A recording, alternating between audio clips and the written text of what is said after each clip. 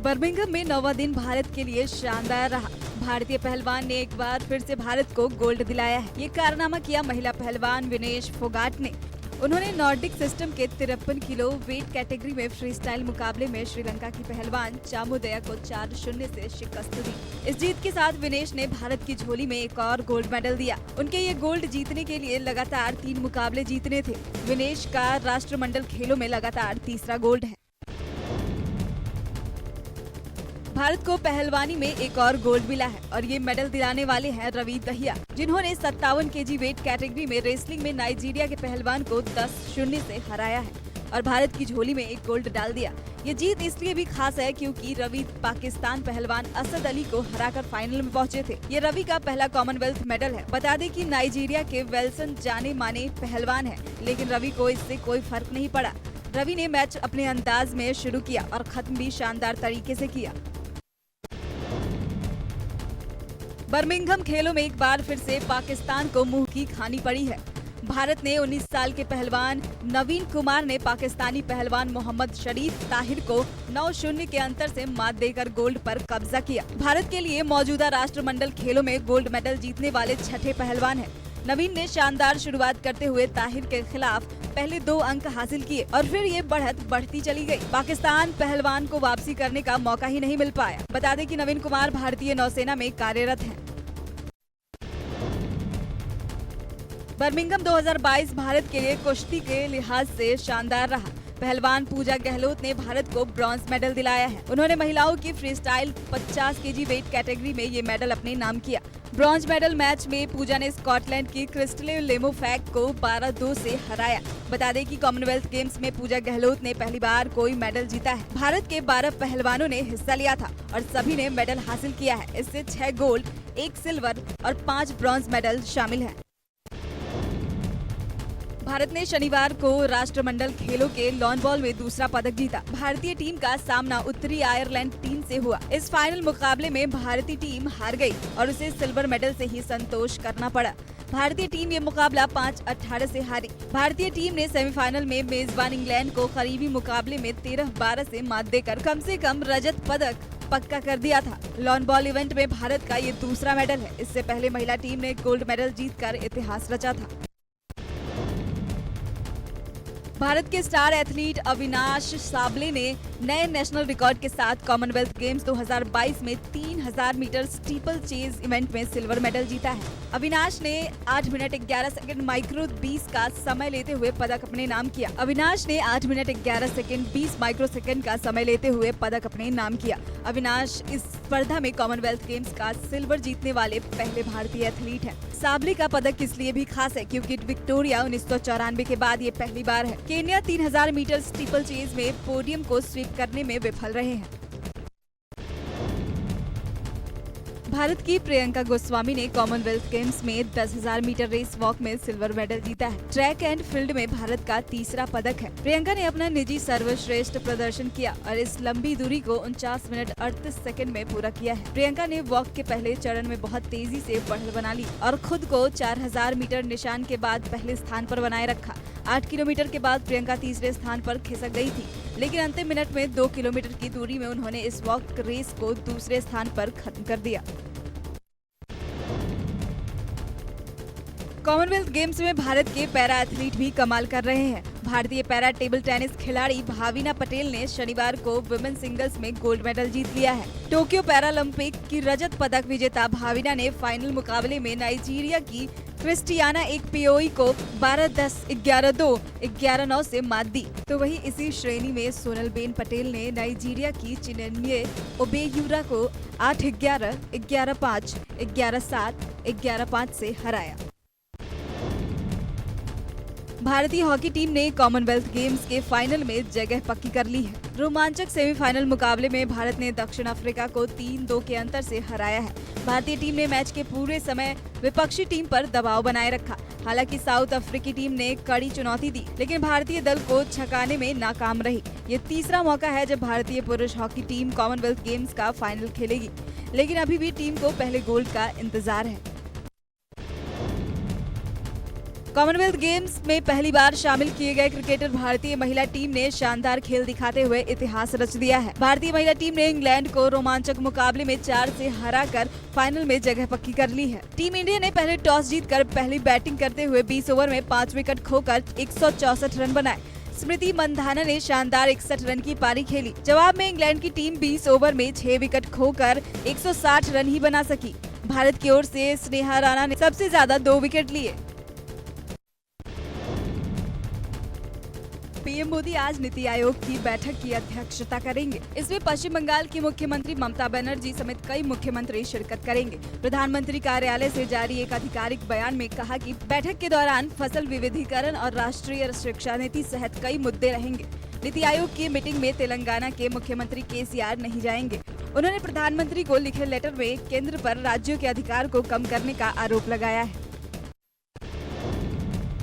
जगदीप धनखड़ भारत के उपराष्ट्रपति पद के लिए निर्वाचित हो गए हैं। जगदीप धनखड़ को 528 वोट मिले। इसके साथ ही धनखड़ भारत के 14वें उपराष्ट्रपति होंगे। प्रधानमंत्री नरेंद्र मोदी ने नवनिर्वाचित उपराष्ट्रपति जगदीप धनखड़ से मुलाकात की। कांग्रेस सांसद राहुल गांधी ने चुने गए उपराष्ट्रपति जगदीप धनखड़ को बधाई दी।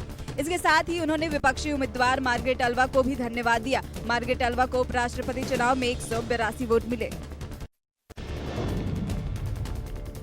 कल उपराष्ट्रपति के पद के लिए मतदान हुआ और जगदीप धनखड़ बड़ी आसानी से ये चुनाव जीत गए। उन्हें 725 में से 528 वोट मिले। लेकिन वोटिंग के दौरान कुछ सांसद ऐसे भी थे जिन्होंने मतदान नहीं किया। मतदान के दौरान टीएमसी के 34 सांसदों ने वोटिंग में हिस्सा नहीं लिया, क्योंकि टीएमसी पहले ही इसका ऐलान कर चुकी थी। हालांकि पार्टी के आदेश के बावजूद शिशिर अधिकारी और दिवेंदु ने वोट डाला, तो वहीं एसपी और शिवसेना के 2 और बीएसपी के सांसद ने वोटिंग से परहेज किया। इस दौरान 15 वोट अमान्य भी पाए गए। तस्वीरें हरियाणा के झुंझुनू की है। ये आतिशबाजी जगदीप धनखड़ के उपराष्ट्रपति बनने की खुशी में हो रही है। गांव किठाना में जैसे ही यह खबर आई कि जगदीप धनखड़ देश के नए उपराष्ट्रपति होंगे, वैसे ही गांव में आतिशबाजी होने लगी। लोग खुशी से झूमने लगे। ऐसा लग रहा है जैसे मानो दिवाली आ गई हो। महिलाएं घर में खुशी के गीत गाने लगी। धनखड़ के घर के आसपास गांव के लोगों का मेला लग गया।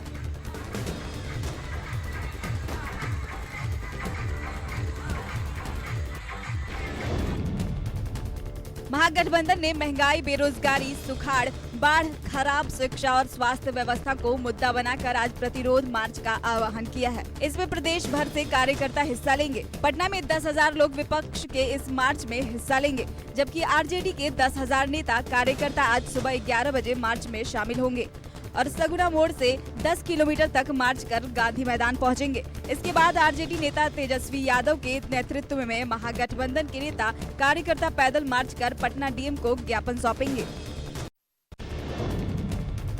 जेडीयू के पूर्व राष्ट्रीय अध्यक्ष आरसीपी सिंह ने जेडीयू छोड़ने का ऐलान किया है। पार्टी छोड़ने से पहले आरसीपी सिंह ने जेडीयू को डूबता हुआ जहाज बताया है। भ्रष्टाचार के आरोप पार्टी की तरफ से लगाए जाने के बाद आरसीपी सिंह ने जेडीयू छोड़ने का फैसला लिया है। आरसीपी सिंह ने नीतीश कुमार पर पक्षपात करने का आरोप लगाया है। आरसीपी सिंह के जेडीयू छोड़ने और नीतीश कुमार पर पक्षपात का आरोप लगाए जाने के बाद बिहार की राजनीति गर्मा गई है।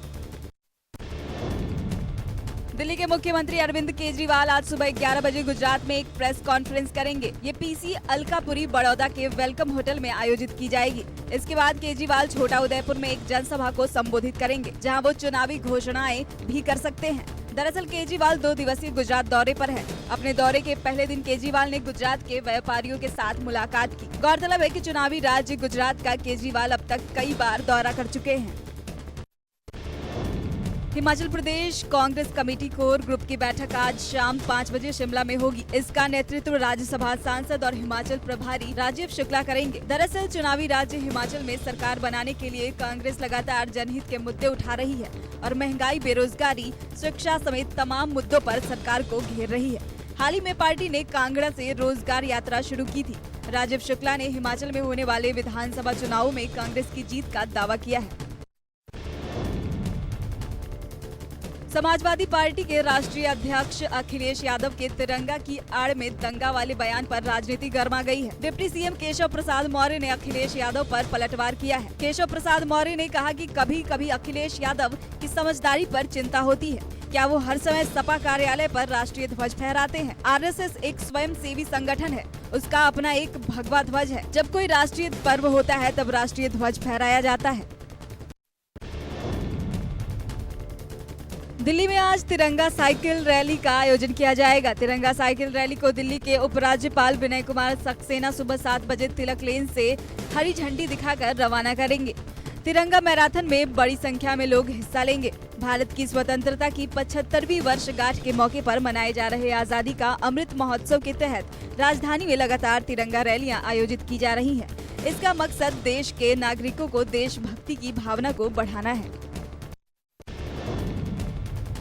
आरएसएस प्रमुख मोहन भागवत भोपाल में विश्व संघ शिक्षा वर्ग की समापन बैठक में शामिल हुए। भागवत मुख्य अतिथि के रूप में इस बैठक में पहुंचे। उन्होंने अपने संबोधन में कहा, दूसरे देशों में रह रहे हिंदुओं का दायित्व है कि वे भारतीय संस्कृति से मिली अच्छाइयों को वहां के लोगों को दे। दरअसल भोपाल में विदेशों में रह रहे हिंदुओं के लिए एक विशेष प्रशिक्षण कार्यक्रम चलाया जा रहा है। ये प्रशिक्षण कार्यक्रम विश्व संघ शिक्षा वर्ग का हिस्सा है, जो 18 जुलाई को भोपाल में शुरू हुआ था।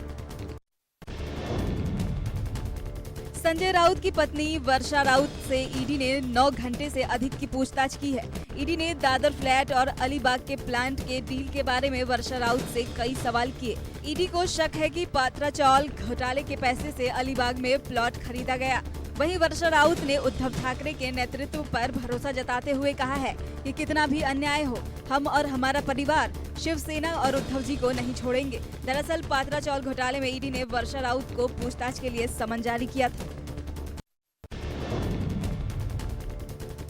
पात्रा चावल घोटाले में अब तक की जांच में मिले सबूत और संजय राउत से पूछताछ में मिली जानकारी के आधार पर वर्षा राउत से कई सवाल किए गए। वर्षा राउत ने ईडी की कार्रवाई को राजनीति से प्रेरित बताया है। हमारे फैमिली पे कितना भी अन्याय हो, हम शिवसेना नहीं छोड़ेंगे, पक्ष नहीं छोड़ेंगे। इस जगह हम उद्धव जी को मानते हैं, हम आखिरी क्षण तक उद्धव जी के साथ रहेंगे। स्वतंत्रता दिवस से पहले एनआईए को बड़ी कामयाबी हाथ लगी है। दिल्ली के बाटला हाउस से एनआईए ने आईएसआईएस का आतंकी गिरफ्तार किया है। जामिया के छात्रों के निशानदेही पर एनआईए ने आतंकी को धर दबोचा। एनआईए को जांच के दौरान पता चला कि आरोपी सोशल मीडिया पर संदिग्ध गतिविधियों को अंजाम दे रहा था और सोशल मीडिया प्लेटफॉर्म का इस्तेमाल कर आईएसआईएस का ऑनलाइन प्रोपेगेंडा फैला रहा था। इस मामले में एनआईए ने अपनी जांच का दायरा बढ़ा दिया है और आतंकियों के नेटवर्क को ध्वस्त करने के लिए तेजी से काम कर रही है। पुंछ के रिहायशी इलाके में लाइव ग्रेनेड मिलने से हड़कंप मच गया। सेना ने ग्रेनेड सूरनकोट थाना क्षेत्र के कल्लार गांव से अपने कब्जे में लेकर उसे डिफ्यूज कर दिया। लाइव ग्रेनेड जंग लगा हुआ था। दरअसल जैसे ही स्थानीय लोगों को ग्रेनेड दिखा, उन्होंने आनन फानन में पुलिस और सेना को इसकी जानकारी दी, जिसके बाद सेना के जवानों ने बम को दूर ले जाकर उसे सुरक्षित तरीके से निष्क्रिय कर दिया। बता दें कि पाक सीमा से लगे गाँव में अक्सर इस तरह की घटनाएं सामने आती रहती हैं। पश्चिम बंगाल में इंडियन म्यूजियम में गोलीबारी करने वाले सीआईएसएफ जवान ने सरेंडर कर दिया है। जवान को काबू करने के लिए कोलकाता पुलिस ने 1.5 घंटे की कड़ी मशक्कत के बाद जवान को सरेंडर करने पर मजबूर कर दिया। जवान ने हथियारों के साथ सरेंडर किया। दरअसल कोलकाता संग्रहालय में सीआईएसएफ जवान ने कई राउंड गोलीबारी की, जिसमें एक एएसआई की मौत हो गई, जबकि एक जवान गंभीर रूप से घायल हो गया। घायल को इलाज के लिए अस्पताल में भर्ती कराया गया है।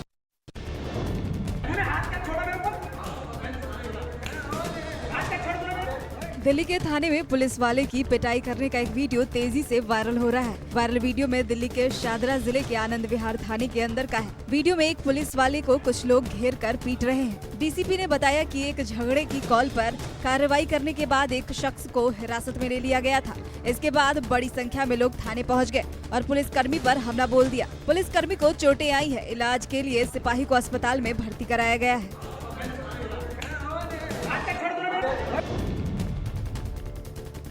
बदायूं में 13 दिन पहले अगवा किए गए एक लड़के की लाश मिलने के बाद ग्रामीणों का गुस्सा फूट पड़ा। गुस्साए ग्रामीणों ने पुलिस टीम पर हमला बोल दिया और वजीरगंज थाना इंचार्ज के साथ जमकर मारपीट की। ग्रामीणों के हमले में कई पुलिसकर्मी घायल हुए। मौके की नजाकत को देखते हुए पुलिस ने किसी तरह से भागकर अपनी जान बचाई। वहीं घटना की जानकारी मिलते ही आसपास के थानों की पुलिस और पीएससी समेत पुलिस के आलाधिकारी मौके पर पहुंचे। ये बलराज होटल पर कांवड़ियों के साथ मारपीट। ये बलराज होटल पे कांवड़ियों को मारते हुए। इंदौर में कांवड़ यात्रियों से मारपीट का एक मामला सामने आया है। गांव गवालू में बलराज रिजॉर्ट में स्टाफ पर कांवड़ यात्रियों से मारपीट का आरोप है। इस मारपीट में 5 कांवड़ यात्री घायल हुए हैं। बताया जा रहा है कि रिजॉर्ट स्टाफ और कांवड़ यात्रियों के बीच नहाने को लेकर विवाद हुआ था, जिसके बाद रिजॉर्ट स्टाफ ने कांवड़ यात्रियों की पिटाई कर दी। वहीं मारपीट की जानकारी मिलते ही पुलिस मौके पर पहुंची और कांवड़ यात्रियों की शिकायत पर केस दर्ज कर लिया है।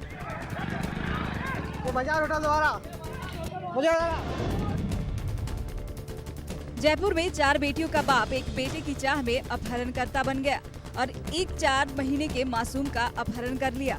पुलिस ने मासूम बच्चे को अपहरणकर्ता के चंगुल से सकुशल बचा लिया है। दरअसल आरोपी हेमेंद्र के घर में 4 बेटियां थी और बेटा नहीं था। ऐसे में बेटे की चाहत में हेमेंद्र ने करीब 1 महीने की रेकी करने के बाद 4 महीने के दिव्यांश को सवाई मानसिंह अस्पताल से किडनैप किया। इस मामले में पुलिस ने आरोपी हेमेंद्र को गिरफ्तार कर लिया है और बच्चे को परिजनों को सौंप दिया है। बिहार में जहरीली शराब का कहर थमने का नाम नहीं ले रहा। वैशाली जिले में 3 लोगों की संदिग्ध हालत में मौत होने की खबर आ रही है। जिले के सहदेई में किसान सलाहकार समेत 2 लोगों की जान चली गई। वहीं महुआ में भी एक अन्य शख्स की मौत की खबर है। इसका कारण जहरीली शराब को बताया जा रहा है। इनके साथ शराब पार्टी करने वाले एक अन्य शख्स की भी तबीयत बिगड़ गई है। उसकी हालत खतरे से बाहर है। आपको बता दें कि छपरा में भी पिछले दिनों शराब पीने के बाद अब तक 13 लोगों की जान जा चुकी है। अमेरिका में एक भारतीय महिला के आत्महत्या करने का मामला सामने आया है। ये महिला यूपी के बिजनौर की रहने वाली थी। मनदीप कौर ने अमेरिका के न्यूयॉर्क में घरेलू हिंसा से तंग आकर खुदकुशी कर ली, लेकिन मनदीप ने अपने जान देने से पहले एक वीडियो भी बनाया था। वहीं महिला के परिजनों ने पति पर मारपीट करने और मायके वालों से दहेज मांगने का आरोप लगाया है। मनदीप के पति को हिरासत में ले लिया गया है, जबकि बिजनौर पुलिस ने सास, ससुर और देवर पर केस दर्ज किया है। तीनों फरार बताए जा रहे हैं। ISRO आज स्पेशल सैटेलाइट आजादी सेट लॉन्च करेगा। आजादी सेट को सुबह 9:18 पर श्रीहरिकोटा से लॉन्च किया जाएगा। इसे देश के 75 स्कूलों की 750 छात्राओं ने बनाया है। ISRO small satellite launch vehicle के जरिए आजादी सेट सैटेलाइट लॉन्च करेगा। ये SSLV छोटे सैटेलाइट को पृथ्वी की निचली कक्षा में स्थापित करने में सक्षम होगा। भारत के आजादी के अमृत महोत्सव के उत्सव को चिन्हित करने के लिए SSLV आजादी सेट नामक एक सह यात्री उपग्रह ले जाएगा।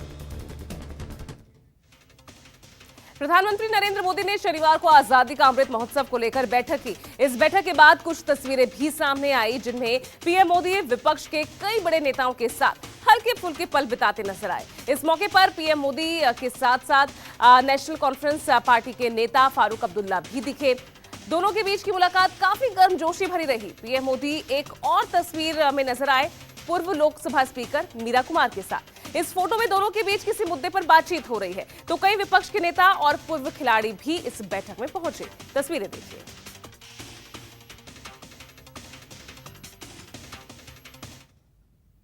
तो देखिए, आप ये तस्वीरें देख रहे हैं।